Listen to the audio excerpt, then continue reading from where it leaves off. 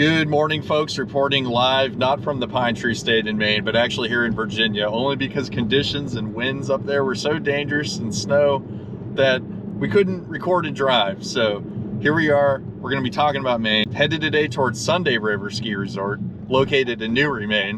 What a day it is. Excited to get on the hill. Vertical there, 2,340 feet, 135 total trails, and most of them are going to be open. I believe only about 3 are closed. So looking forward to getting out there on the hill again with Jason Fuller Adventures. I'll leave his channel linked in the description. Looking forward to getting back to Sunday River. Before I gave it a 4.5 shred score, that was only about 8 total trails open. So now we've got a plethora of trails open and excited to give it a little bump up score. It looks like a ton of snow's in the forecast. We've got a POW day basically awaiting us, and estimates are out.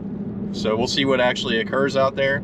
I know we're still on the Appalachian range, so that's pretty awesome, but familiar territory as we know. Looking forward to getting out there on the hill today at Sunday River, shredding some turns, and let's get ripping.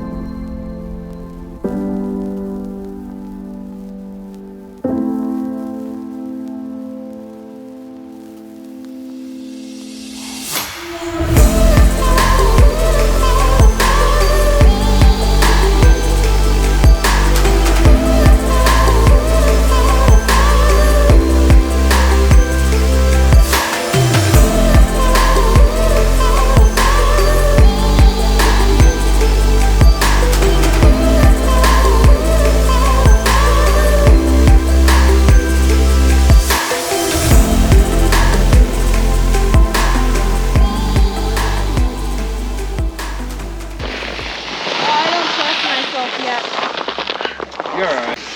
Go ahead.